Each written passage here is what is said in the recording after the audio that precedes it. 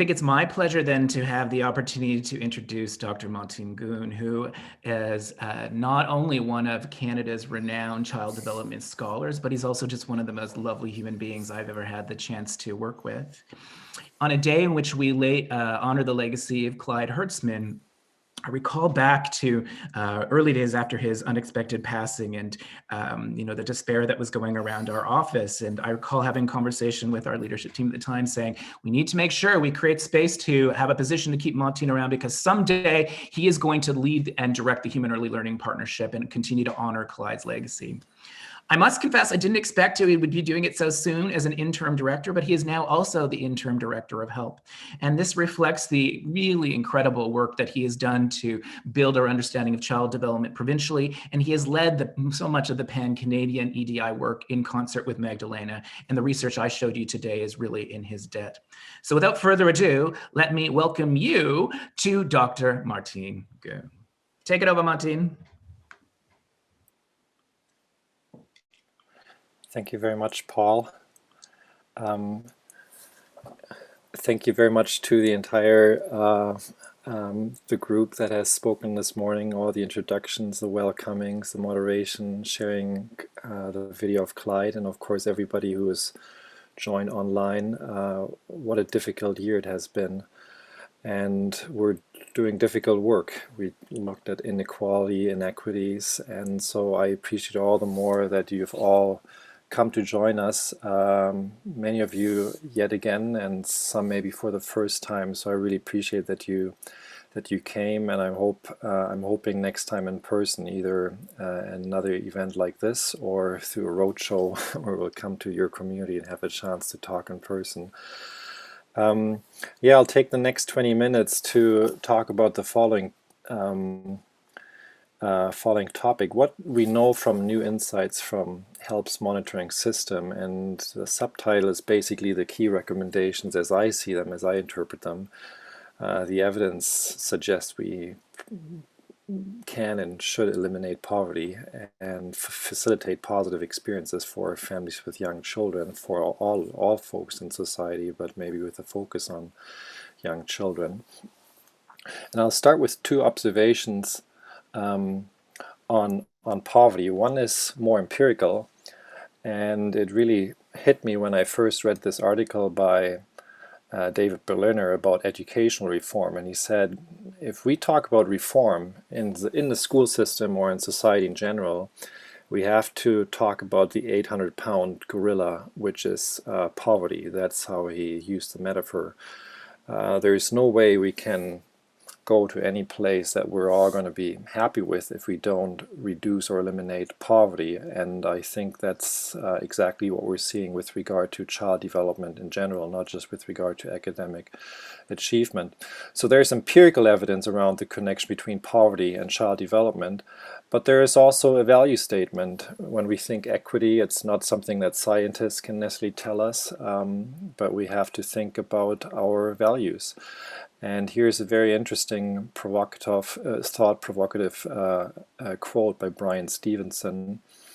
The opposite of poverty is not wealth, but justice. So when we think about poverty and inequity, we directly raise the question of where we sit with regard to our values around equity and fairness for all in our society.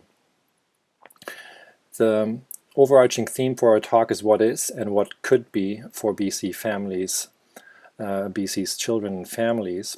So let me take a look at what is, with a focus on child development and child poverty. We're currently writing a review on the EDI papers with Magdalena, Caroline, and Barry. And there are now close to 300 peer-reviewed articles in the bibliography using EDI data in some form or another. So it's has substantially grown over the past couple decades, and especially in the last one. And the key messages in many ways still hold. And it's summarized in one of our reports. Half of childhood vulnerability on the EDI can be explained by socioeconomic characteristics. Of course, there's a little give and take, and depending on how you measure socioeconomic characteristics. Here's a graph that we were able to produce by putting side by side all the Canadian data by neighborhood. Sorry, I'm just moving this thing out of the way. So at the bottom you see the median income by neighborhood, and on the vertical axis you see the EDI vulnerability rate going from 0 to over 60. And what you see is that there is, of course, higher vulnerability on average on the low median income range, and much lower vulnerability once you go into the higher income range. But what you also see are a couple interesting observations. There's basically no high income, high vulnerability neighborhood in all of Canada, whereas the range is fairly pronounced at the lower end of the income spectrum. So there's variability when you look at low income neighborhoods, but fairly little vulnerability at the high income end. So another thing we are able to do, you saw the trends by province shared by Magdalena and Paul. What we also can do is look at the gradients by province. And what you see here is for each of the provinces for which we've had data to do this for this comparison, you see for the average vulnerability rates for the lowest all the way to the highest SES index quintile. And of course there's always a gradient in that the lowest SES quintile has the highest vulnerability rate, and then at the high end you see higher SES means lower vulnerability on average. But you do see quite significant variability with regard to the trends. BC and Alberta have the steepest gradients, and Ontario and Quebec have the flattest gradient. So you see that we see for BC and Alberta a 17% vulnerability gap going from the highest to the lowest quintile, whereas we see a only 10 to 13 gap and a lower, flatter gradient for Ontario and Quebec. So in order to understand variability, I'll briefly dive into a concept that has gained quite a bit of traction through a couple influential reports. One is from the Office of the Human Rights Commissioner in BC, talking about disaggregated demographic data collection in BC, and referring to it as the grandmother perspective. So here's an interesting quote from it: "The Anti-Discrimination Data Act. We recommend the development of legislation that is focused on building respectful relationships with marginalized communities to ensure that community needs and voices are meaningfully included in the data collection, use, and disclosure process." And then they talk about the different areas in which it's particularly important to look at this type of data inclusion with regard to healthcare, with regard to policing, corrections, etc. And that's what we're trying to do with our monitoring system. The EDI data represent the teacher perception during school entry for children, but we have the MDI data completed by students, and we have parents giving their voice, and we do this for all of the communities that are participating. So we're getting the voices from community members helping us understand and interpret and eventually hopefully apply the knowledge that we're gaining from our data collection. So let me take you through a few insights from the TDI, which is our parent-completed survey on toddlers, on which we ask about child activities, health-related behaviors, their caregiver well-being context, social supports, and community resources. So very Bronfenbrenner type of survey for parents of very young children. And what we can do is, because we also ask for demographic information and socioeconomic background information, we can look at their income in regard to the early childhood experiences that the parents are reporting. And what we see is quite striking. When you look at the income gradient again, and the things that are either recommended for children or recommended to limit for children, you see that there's always an income gradient, in the sense that the positive activities that we would like to see increase or be present, they're usually happening in the higher income environments where there's at least living wage. But the moment you get into the very low income brackets, it's less likely that children have these activities on a regular basis, in this particular case, children drinking water. And the question is, of course, is why is that? Why do we see such strong barriers for things that should be a human right and accessible for everyone? The same for reading, telling stories with children, you know, the caregivers. We see income. It basically happens in all the households where there's living wage. Whereas it's much less likely to happen on a regular basis in low-income context. Children have their teeth checked by a professional, very important to prevent or identify dental cavities early on. Again, we see strong cavities. It's happening for basically 100% living wage or above, whereas it's not happening at the same rate for within the lower income environments for all kinds of barriers. Same for recommended immunizations. Of course, they're universally accessible through our healthcare system, but there are other barriers presented for families due to all kinds of access barriers and what have you. When you look at negative experiences, of course, the gradient goes exactly in the opposite direction. Maybe not too surprisingly for hunger. We see that someone in the household going hungry usually happens in lower income families because it costs money to put food on the table. Drinking sweetened beverages, also more prevalent in low income environments. Children's screen time being somewhat excessive, especially for children at that age, also more likely to happen in low income environments. And children's exposure to smoking also happens more likely to in lower income environments. And I want to make really clear, and I hope it doesn't come across the wrong way, when we did dozens of focus groups with parents, parents know that things are good or not good for their kids for the most part. The reason some of these things are not happening is because of struggles. When you try to raise a child with 20,000 or a little more or less, you run into all kinds of barriers and stressors. And of course, poverty is often interconnected with a whole range of other social determinants that are working against these families. So I'll ask a question to you. Maybe you'll want to throw it into the chat just to see how that quote resonated with you. The opposite of poverty is, I'll give you a second to see if you remember. Make it as interactive as we can here. It's not wealth, but justice. I'm saying that because we see these experiences following a very strong gradient that's related to inequity, unfairness in our society. It's very structurally implemented. It's not a matter of parents wanting or not wanting to do this. There are barriers there that are unsurmountable for many. How am I doing on time? This is, can somebody tell me? Yeah, you have about another 10 minutes. Great, thanks. So coming back to this concept of disaggregated data, I'll highlight a couple quotes from another report talking about the same concept from the National Collaborating Center for Aboriginal Health. Disaggregating data, teasing data apart, allows us to highlight issues that pertain to individual subsets of results. And what that can do is it can establish the scope of the problem and make vulnerable groups more visible to policy makers.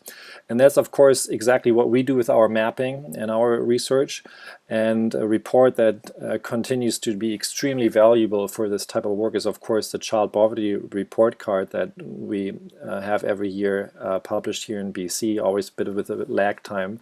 So what you see here is vulnerability rates in BC and in Canada as a whole went down from about a quarter of kids growing up in poverty to now about 18+%. So some progress, but we're not quite there yet. Other countries are closer to 0 or 5% of child vulnerability rate. Here's the disaggregation. There's some groups that are just shockingly disproportionately affected. Look at the poverty rate for children growing up in lone parent families. 1 in 2, 50%.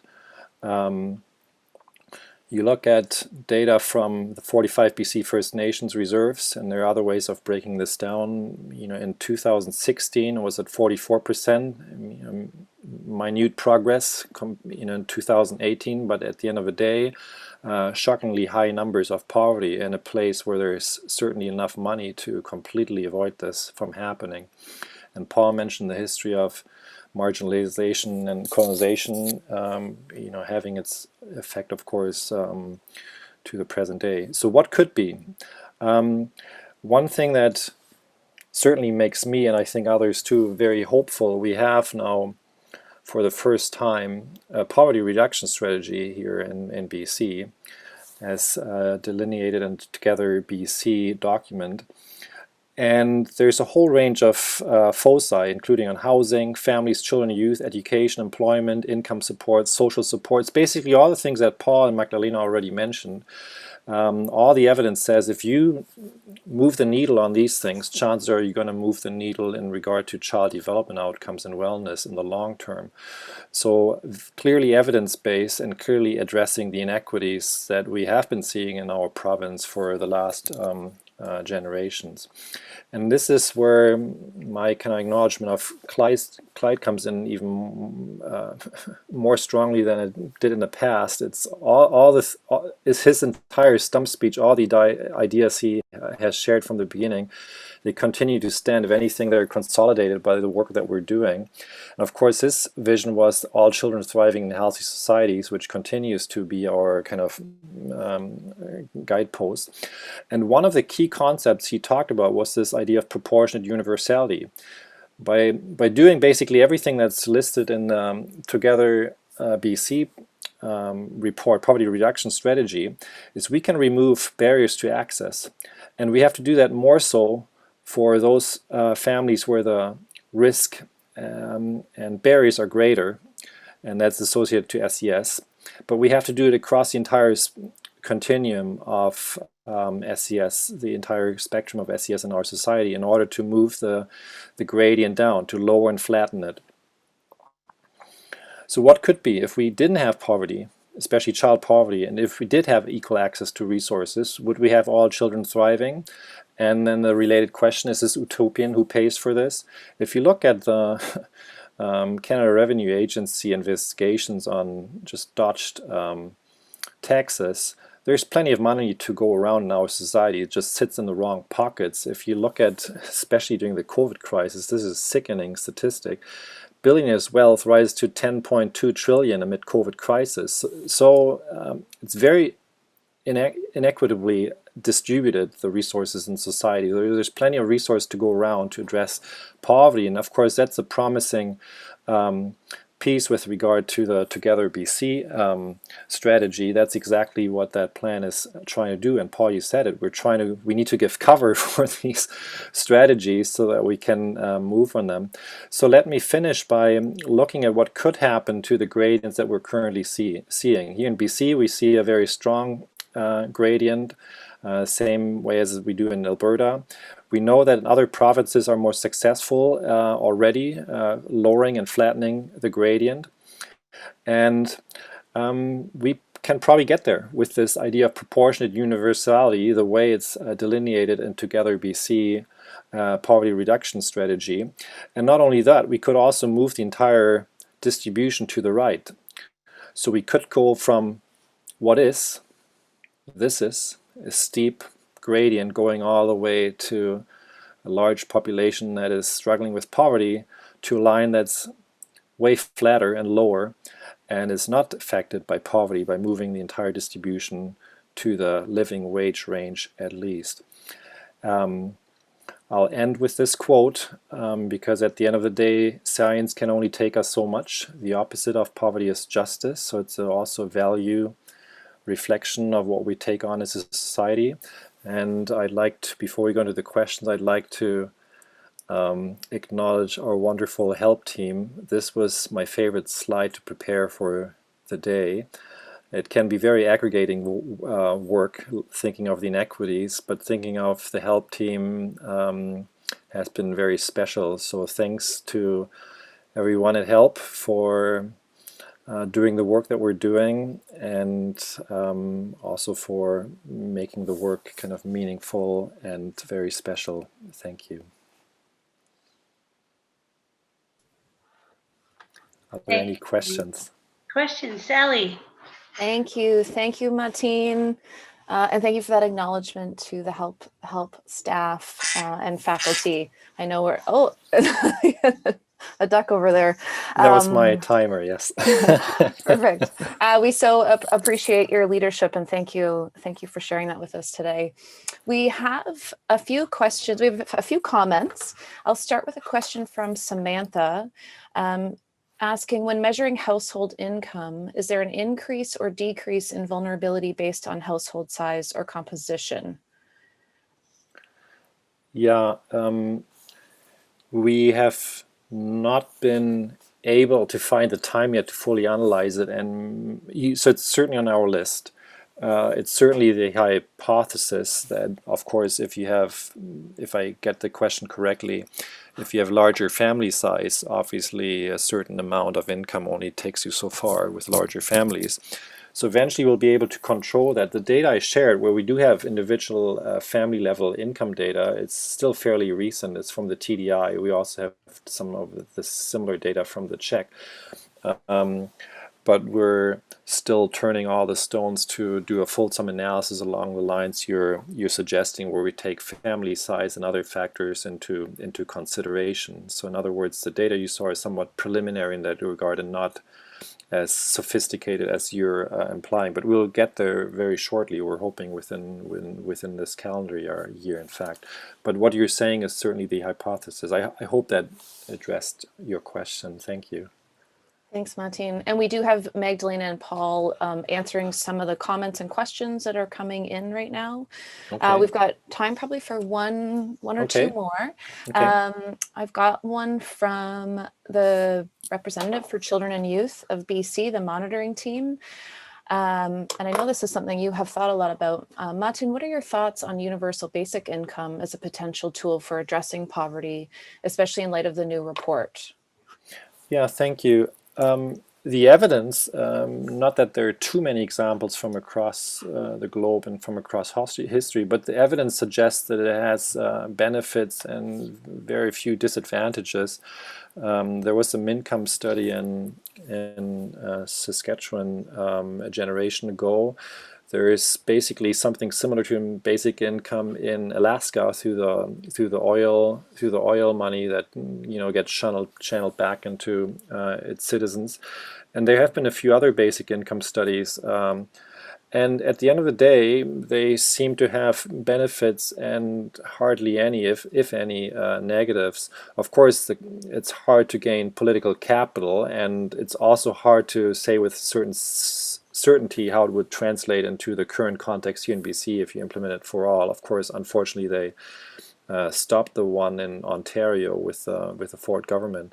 But the evidence suggests you could gain lots from it because, as the evidence as I shared today, if you're in deep poverty chronically, there are only so many places you can go. The cards are stacked against you. So unless we considerably alleviate or reduce poverty, I don't think we can accomplish the goals that we're delineating today with regard to any health outcomes really in society. And there's plenty of money, as I said, in the wrong pockets where it's not working in favor of society, where we have to think hard, and that's my take on it based on the evidence and the larger picture underneath. Thanks. Thank you. And that actually leads nicely to a question from our friend Lisa Patterson at MCFD, wondering, whether any of your research or what you're looking at these days directs you to any suggested strategies on wealth redistribution. Oh boy, it's well, because it's because you could say in principle some things are very straightforward. I realize, from a political and policy perspective, some of these are very, very challenging and demanding. But a couple of the things I shared, the fact that shareholders gain in wealth during a COVID crisis, and the fact that the large and small corporations are not paying the taxes they're legally supposed to pay. Of course they find gray area. I think so. I know that sometimes there's a threat of sounding communist, but even thinking of Canada a generation ago, income was and wealth was very differently distributed even a generation or a generation and a half ago. And generally speaking, all the benefits for society outweigh, the benefits of having, they're all to say is yes, whatever could be accomplished in reducing the inequity we're currently seeing will have long-term benefits. The evidence says so. There's no reason for seeing what we're currently seeing. That's my take. But I realize it's very hard to implement given the current mechanisms around how corporate money flows globally flow. So that's my take. But a very difficult topic to take on. Thank you for taking that on, and maybe we'll also get to that in the dialogue. And I think it's time to transition into our dialogue. So I just want to end with a transition question to get us there from Jason Hodgkins. Can you say a little more about the what could be slide? Is it hypothetical reality or a subset of current data with only higher income groups included? Oh, so this is my final slide, I guess, of the... yeah, it's... the evidence suggests that that's where we would be. If you eliminated poverty and if you implemented the programs the way they're accessible for a majority of children in our society already, I think that's where we could go. That's what the evidence suggests. I realize it's not going to happen overnight. There are a lot of these things are structurally embedded in our society, whether it's racism, social marginalization. So this will maybe take half a generation or a generation. But the evidence suggests that's what would happen. It's a matter of whether we can societally kind of rally around these causes. And there are examples of societies where they do, and there are examples in society and history where they don't. So I think it can go both ways, but we have to pursue it deliberately as a society. I think that's possible.